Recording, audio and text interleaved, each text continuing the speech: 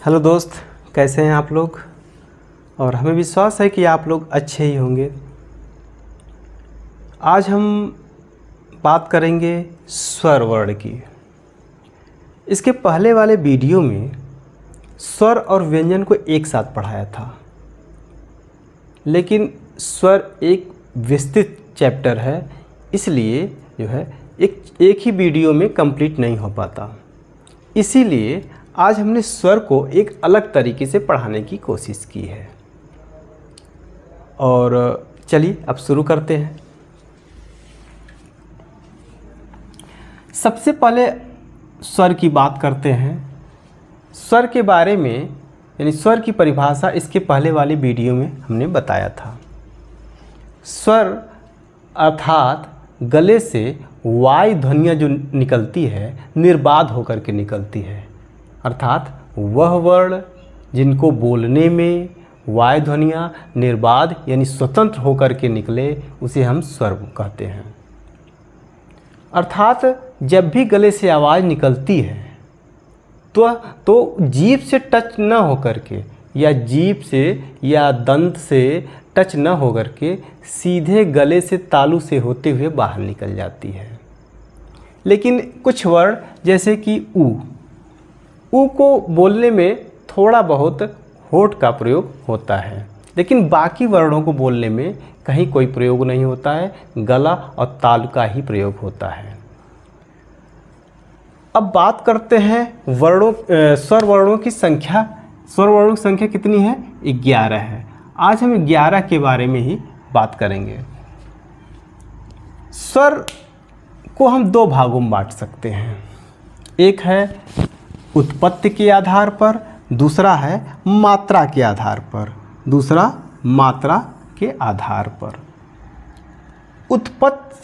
सबसे पहले हम बात करते हैं उत्पत्ति के आधार पर। उत्पत्ति के आधार पर भी 3 भागों में बांट सकते हैं: ह्रस्वर, दीर्घ स्वर, संयुक्त स्वर। उसी तरह से मात्रा के आधार पर ह्रस्वर, दीर्घ स्वर, प्लुत स्वर। देखने में ह्रस्वर दीर्घ स्वर इसमें भी है, ह्रस्वर दीर्घ स्वर इसमें भी है, लेकिन थोड़ा सा अंतर है इसमें। चलिए इसको शुरू करते हैं। सबसे पहले बात करते हैं उत्पत्ति के आधार पर ह्रस्वर की। ह्रस्वर में अ, ई, उ, री आते हैं। कहने का मतलब ये है कि ये मूल स्वर है, इसकी उत्पत्ति का हमें पता नहीं है। अगर हम उत्पत्ति की बात करते हैं तो इसकी उत्पत्ति का हमें पता नहीं है। ये मूल स्वर है, यानी बहुत पहले से चली आ रही है। अब बात करते हैं दीर्घ स्वर। दीर्घ स्वर का मतलब ये है कि ये 2 सजातीय स्वरों से मिलकर के बना हुआ है। जैसे अगर हमें अ प्लस अ बराबर आ होता है, कहने का मतलब है मूल स्वर पहले से था, इसी को मिलाकर के आ बना दिया गया है। इसी तरह से ई है, ई प्लस ई बराबर बड़ी। इसी तरह से ऊ है, ऊ प्लस ऊ बराबर बड़ा। और इसी कारण से जो है इसको दीर्घ स्वर भी कहते हैं, यानी 2 सजातीय स्वरों से मिलकर के बना होता है। और ये दीर्घ कहने का एक कारण और भी है कि जब भी हम बोलते हैं तो इसमें जो है अधिक सांसों की ज़रूरत है, यानी अधिक वायु ध्वनियों की आवश्यकता होती है। तो ये मूल स्वर है, इसकी ये बहुत पहले से चली आ रही है और इसकी उत्पत्ति का पता नहीं है। दीर्घ स्वर में जो है 2 सजातीय स्वरों का, 2 मूल सजातीय स्वरों से मिलकर के बना हुआ, जैसा कि हमने यहाँ पे लिखा हुआ है। इसलिए और इसको बोलने में वायु ध्वनियाँ थोड़ा ज़्यादा समय लेती है, इसलिए दीर्घ स्वर है। अब बात करते हैं संयुक्त स्वर। संयुक्त शब्द से तात्पर्य ये है कि 2 भिन्न जो है वर्णों का मेल, अर्थात यहाँ पर 2 भिन्न स्वरों को एक साथ जोड़ करके ये बनाया गया है। इसीलिए इसको हम संयुक्त स्वर बोलते हैं। चलिए इसके बारे में हम चर्चा कर लेते हैं। कैसे बना हुआ है ये? सबसे पहले बात करते हैं ए का निर्माण कैसे हुआ है। ए बराबर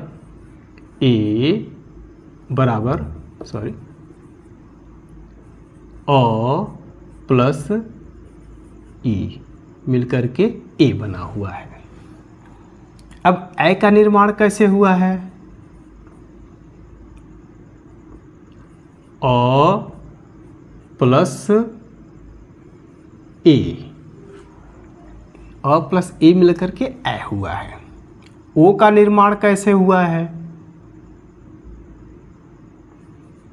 अ प्लस उ बराबर ओ। औ का निर्माण कैसे हुआ है? अ प्लस ओ बराबर अ हो गया। तो इसीलिए ये संयुक्त स्वर है। ये संयुक्त स्वर इसलिए है कि दो भिन्न स्वर हैं, यानी अगर ये अ है तो ये उ है, सजातीय नहीं है। अगर यहाँ पर क्या था, दीर्घ स्वर में क्या था कि दोनों सजातीय स्वर थे, दोनों एक ही कैटेगरी के थे, लेकिन इसमें भिन्न स्वर हैं।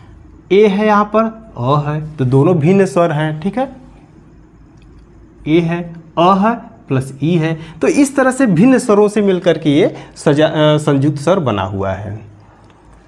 अब बात करते हैं मात्रा के आधार पर। मात्रा के आधार पर मैंने पहले ही बताया था कि ह्रस्व स्वर और दीर्घ स्वर इसमें भी है, ह्रस्व स्वर दीर्घ स्वर इसमें, लेकिन हम यहाँ मात्रा की बात करेंगे। यानी अ ई उ री, यानी ह्रस्व स्वर में अ ई उ री की एक मात्रा होती है और दीर्घ स्वर में दो मात्रा नहीं, आ ई उ ए ऐ ओ औ होते हैं, जिनमें दो मात्राएं होती हैं। प्लुत स्वर अब तो नहीं बोला जाता है, न इसका प्रयोग किया जाता है, पहले संस्कृत में इसका प्रयोग किया जाता है। तो प्लुत स्वर आज समाप्त हो गए हैं। कहीं जैसे ओम के रूप में आज भी इसको हम लोग पढ़ते हैं। ओम लिखने के लिए बीच में तीन का जो है अब बना देते हैं, इसको ओम लिखते हैं।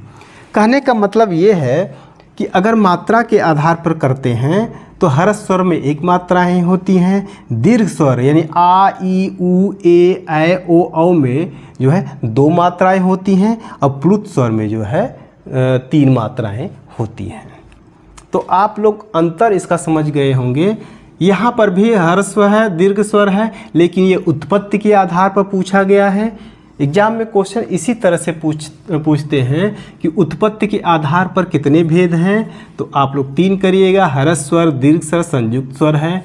और ये पूछ सकता है कि उत्पत्ति के आधार पर दीर्घ स्वर कितने हैं, 3 हैं, आ ई उ है। इसी तरह से सारे क्वेश्चन, कई क्वेश्चन इससे बन सकते हैं। तो आप लोगों को बहुत अच्छे से समझ आई होगी। अगर नहीं समझ पा रहे हैं तो फिर से कमेंट के माध्यम से बताइएगा, मैं फिर से समझाने का प्रयास करूंगा। और हमारी कोशिश रही है कि कोई भी सब्जेक्ट हो, मैं हिंदी पढ़ा रहा हूँ, हिंदी व्याकरण पढ़ा रहा हूँ, तो इसको जितना आसान से आसान है, यानी 0 लेवल से मैं पढ़ाने की कोशिश करता हूँ, कि जिससे कि अगर किसी को एकदम भी नॉलेज नहीं है तो अच्छे से हो जाए।